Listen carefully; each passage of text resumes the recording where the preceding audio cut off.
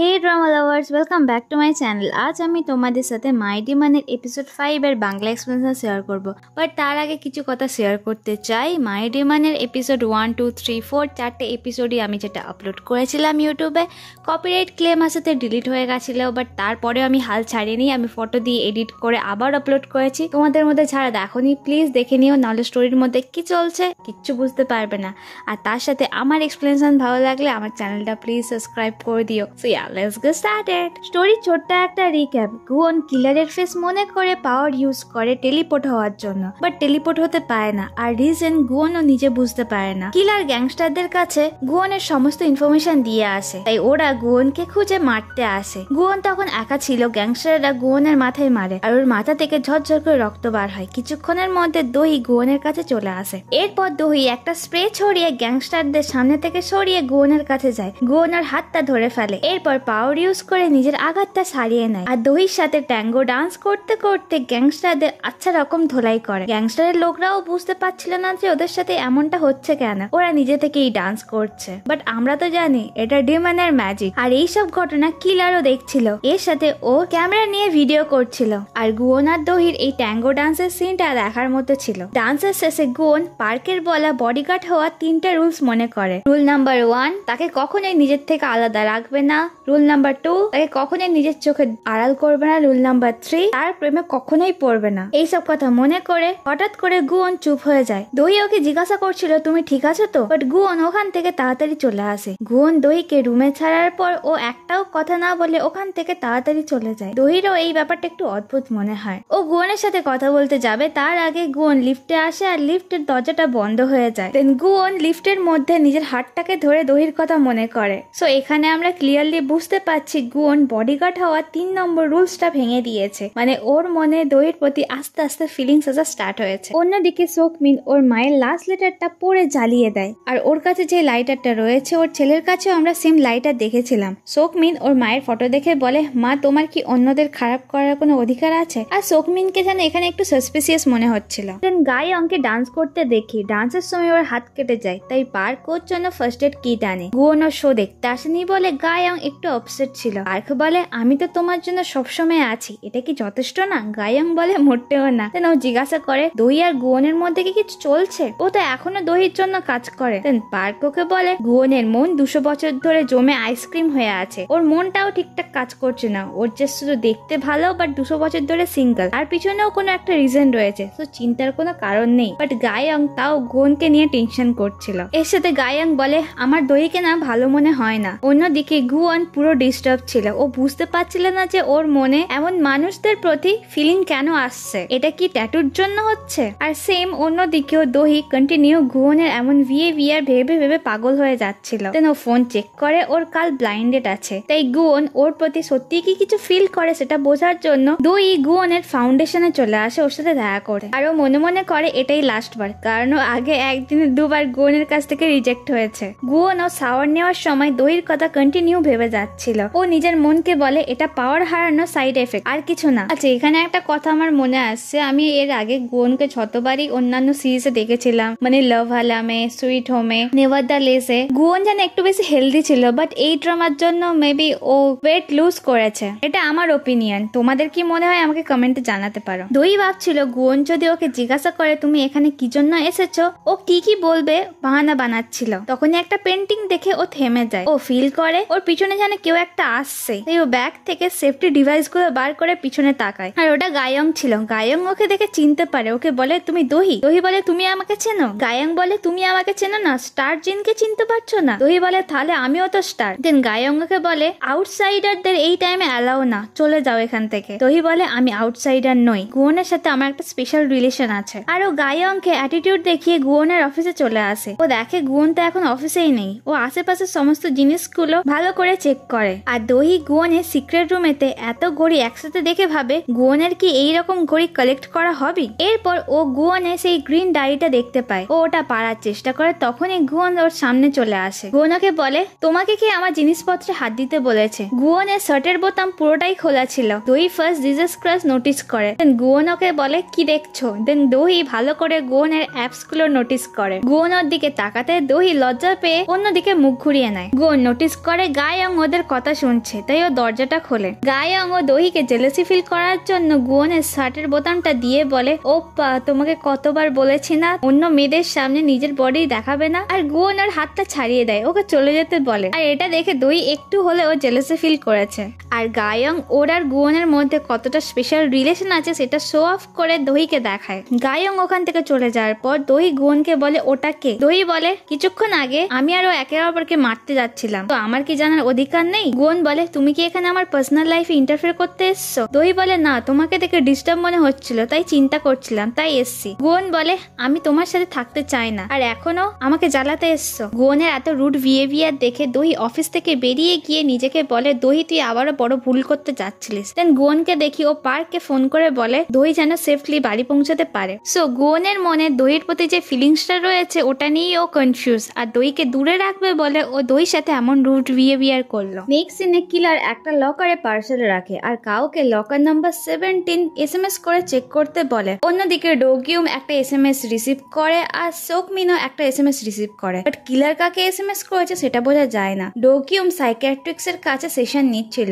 Doctor ওকে উল্টোপাল্টা কথা বলতে ও ওয়াশরুমে এসে ওই ডক্টরটাকে মেরে ফেলে। সিরিয়াসলি ডোগিউম কতটা ডেঞ্জারাস। অন্যদিকে সোকমিনও বোর্ড মেম্বার্স ডাইরেক্টরদের সাথে রেস্টুরেন্টে মিটিং করে। ও সবাইকে টাকা খাইয়ে অডিট টিম ক্যান্সেল করতে বলে, আর সোকমিন যাতে চেয়ারম্যান হতে পারে তার জন্য সবাইকে ওকে সাপোর্ট করতে বলে। সোকমিন যখন বাড়ি ফেরে ডোগিউমের সাথে কথা বলে, দেন নোটিস করে ডোগিউমের শার্টেতে রক্তের দাগ লেগে আছে। এরপর বাড়ির মধ্যে কিমসেরাকে দেখি ও ঘুমাচ্ছিল আর ম্যাডাম জু কিভাবে মারা গেছে সেটা ইমাজিন করে। তখনই সোকমিন ওকে এসে ডাকে আর ওর ঘুম ভেঙে যায়। ও একটু সারপ্রাইজ হয়। সোকমিন ওকে জিজ্ঞাসা করে আজকাল ডোগিউম কোথায় যাচ্ছে তুমি জানো। কিমসেরা বলে না। নেক্সট সিনে দোহিকে দেখায় আজকের গুয়নের রুড বিহেভিয়ারের জন্য ও খুব আপসেট ছিল, তাই ও নিজের হোয়াইট টপটা ডাস্টবিনে ফেলে দেয়। আর এই হোয়াইট টপটা গুয়নের সাথে ওর যখন ফার্স্ট দেখা হয়েছিল ওই টাইমে পড়েছিল। অন্যদিকে গুয়নও কন্টিনিউ ওর কথাই ভাবছিল, তাই ও গায়ং এর ডান্স ভালো করে নোটিস করে না। এই কারণে গায়ংও আবার রেগে যায়। এরপর সেই সাসপিসিয়াস লোকটাকে দেখায় যে কিলারকে হায়ার করেছিল দোহিকে মারার জন্য। ও কিলারের বলা লকার থেকে পার্সেলটা রিসিভ করে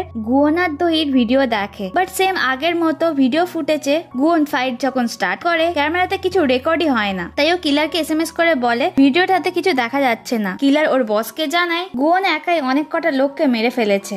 সামনের আইডি মানে ওই সাসপিসিয়াস লোকটা ওকে রিপ্লাই করে তাহলে ও তো তোমার থেকে বেটার। তো এই সাসপিসিয়াস লোকটা কে এখনো পর্যন্ত জানা যায়নি, মেবি পরের এপিসোড গুলোতে জানতে পারবো। নেক্সট ডেতে অফিসে আসার সময় দোহি আর গুয়ন একে অপরের সাথে কোনো কথাই বলে না। অফিসে মিস্টার হানও এই ব্যাপারটা নোটিস করে অন্য একটা স্টাফের কাছে বলে, আর সেই ফিমেল স্টাফটা গুয়নকে বলে তোমাদের কি ঝগড়া হয়েছে, আমি দেখেছিলাম তোমরা টেবিলের নিচে হাত ধরেছিলে, চিন্তা করো না আমি এই সিক্রেটটা কাউকে বলবো না, তোমাদের কি সত্যি ঝগড়া হয়েছে। গুয়ন এই সময় নিউজ পেপার পড়ছিল, ও খুব ইরিটেটেড ফিল করে, তাই ওই স্টাফকে ওর চেয়ার শুদ্ধ নিয়ে একটা রুমে রেখে বন্ধ করে দেয়। ও একটু ডিস্টার্ব ছিল তাই মাইন্ড ফ্রেশ করতে কফি খাওয়ার জন্য যায়, বাট কফির টেস্ট ভালো ছিল না, তাই অন্য একটা স্টাফ গুয়নের জন্য ইনস্ট্যান্ট কফি নিয়ে আসে। গুয়ন কফিটা খেতে যাবে তখনই মিস সিন ইয়কিটাকিতে গুয়নকে বলে দোহি বাইরে যাবে। এটা শুনে গুয়ন ইরিটেট ফিল করে হেডফোনটা খুলে দেয়। দেন তখনই মিস সিন ওর সামনে আসে, ওর দিকে রেগে তাকায়। এটা দেখে দুটো স্টাফ তো ওখান থেকে ফোনের বাহানা করে চলে যায়। দেন গুয়ন আবার হেডফোনটা পরে আর মিস সিনকে ইয়কিটাকিতে বলে দোহি বাইরে যাবে, তাই গুয়ন কফিটা ঝটপট করে খেয়ে নেয়। অফিসে একজন কিলারের মতো ব্ল্যাক লেদার জ্যাকেট পরে ড্রিঙ্ক নিয়ে আসে। ও দোহিকে পিছন থেকে ডাকতে যাবে তখনই মিস সিন ওর মাথায় মেরে ওর ওপর বসে পড়ে। গুয়নও টেনশনে দোহির ক্লোজ এসে বলে তুমি ঠিক আছো।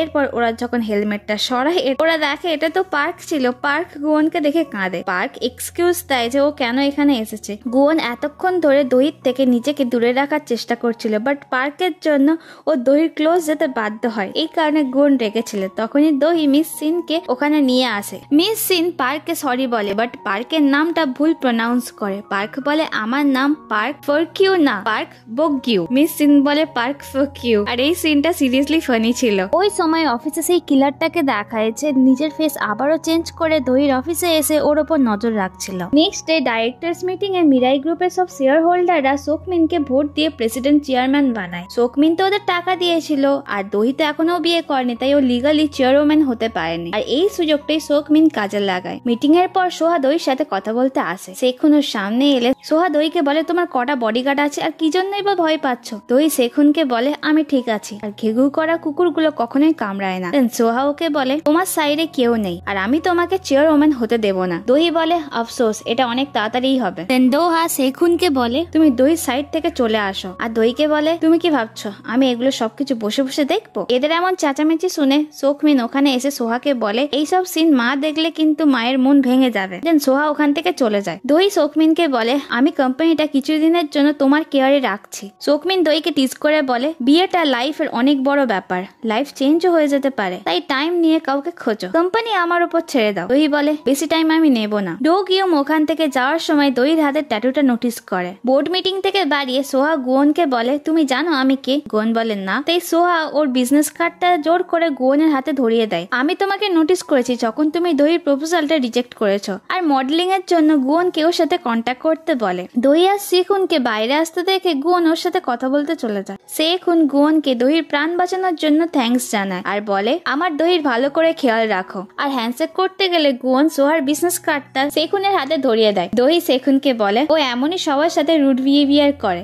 এরপর দই আর সেখুন কথা বলার জন্য যখন এগিয়ে যায়, গুয়ন ভাবে আমার দহি মানেটা কি। নেক্সট সিনে দই আর সেখুনকে গাড়ির মধ্যে মিরাই গ্রুপের কিছু ফ্রড কেসের ডকুমেন্টস নিয়ে আলোচনা করতে দেখি, আর গুয়ন ওদের দুজনকে একসাথে দেখে ভিতরে ভিতরে খুবই জেলাসি ফিল করে যে ওরা গাড়ির মধ্যে এতক্ষণ ধরে কি করছে। এরপর দহি এই ফ্রড কেসের ডকুমেন্টস নিয়ে লয়ারের সাথে দেখা করে। দেন দহি পুলিশের সাথেও দেখা করে। পুলিশ ওকে জানায় কিলারের ফেস ওদের ডাটাবেসে কারোর সাথেই ম্যাচ হচ্ছে না, তাই এখনো পর্যন্ত পুলিশ কিলারকে ধরতে পারেনি। নেক্সট সিনে দহি ওর ব্লাইন্ড ডেটে যায়, যার সাথে ও লাস্ট টাইম দেখা করতে পারেনি। ওই ছেলেটা দহির হাত ধরতে গুয়ন ওটা দেখে খুবই জেলাসি ফিল করে, আর সারা টাইম ও দহির সাথে খুবই বকবক করে। দহিরও ইরিটেটেড ফিল হচ্ছিল, বাট ও কিছু বলতে পারে না। লোকটা যখন খাবারের গন্ধ শুংছিল, মানে লবস্টারের গন্ধ শুংতে যাচ্ছিল, তখনই গুয়ন দহির হাতটা ধরে পাওয়ার ইউজ করে আর মরা লবস্টারটা লোকটার ঠোঁটে কামড়ে নেয়। গুয়ন তো এটা করে বেশ মজাই পেয়েছে। এরপর আমরা লোকটার ঠোঁটটা দেখি ফুলে লাল হয়ে গেছে। এইসবের পরও দই ওই লোকটাকে বিয়ে করবে ডিসাইড করে, যেটা শুনে গুয়ন রেগে যায়। দই ওই লোকটাকে কিছুক্ষণ পর রেজিস্টার অফিসে মিট করার কথা বলে। দেন লোকটা দহির হাত ধরতে গুয়ন আবারও জেলাসি ফিল করে। গুয়ন দইকে বলে তুমি কি করে ওকে বিয়ে করতে পারো?